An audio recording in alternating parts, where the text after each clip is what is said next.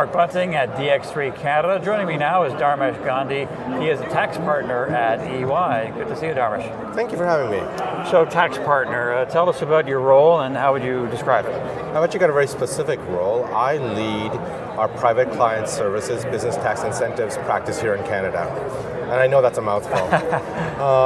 So what that really means is whether you're a Canadian company that's just starting their journey or well down the path, business tax incentives can have an enormous impact on your success today and into the future.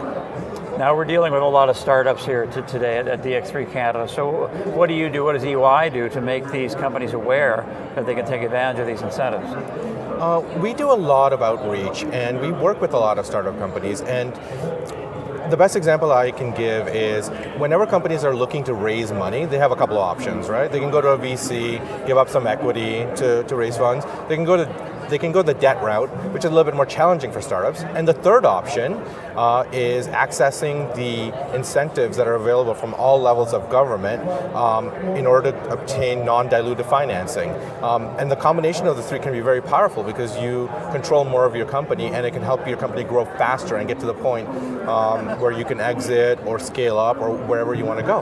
Okay, so you touched on some of the benefits there. What are some of the other benefits for a company to take advantage of tax incentives? I think it really allows the company to speed up their growth.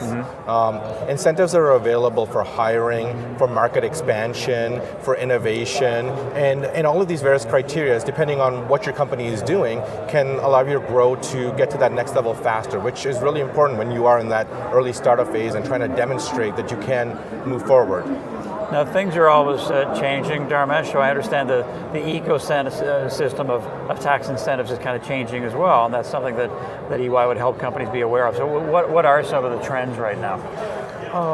So the most well-known incentive in Canada is the Scientific Research and Experimental Development Program, referred to as SHRED. But the landscape itself is very varied and complex and constantly evolving. At any given time, and depending on what part of the country you're in, there's more than 200 different grants or incentives that could be available. As I mentioned, they could be for hiring, for innovation, for R&D. So really figuring out a plan and creating a structure that allows you to maximize on those credits is really, really important. Companies really need to think about if their company structure and tax situation allows them to maximize the credits that they're going to obtain. Is there anything we haven't covered that you'd like to get across about this area? One of the things that I really like to talk about would be the entrepreneurial ecosystem that exists. For the longest time, there was a concern in Canada that companies were going to that startup phase and then exiting and not really scaling up. And now we've really started to see a change in that. Incentives have definitely played a role in that because all levels of government have definitely decided to get involved, as well as a number of organizations, including EY, have gotten involved to ensure that an entrepreneur ecosystem exists to support these startups so that they can continue to grow. It is really important to have that growth because it lures other larger companies in, and then it creates that feedback loop, right? That real ecosystem where companies, small, medium, and large, are feeding into each other to create that structure. And we at EY really believe in that entrepreneurial ecosystem. That's why we have programs such as the Entrepreneur of the Year program, which recognizes innovation from entrepreneurs. And so do you think that the culture is changing as far as we don't just have the odd little winner like a BlackBerry, now we have a Shopify, and we're going to have more and more because of the things are changing? Yeah, definitely. Before you would have these hub companies and there'd be a lot of options from that.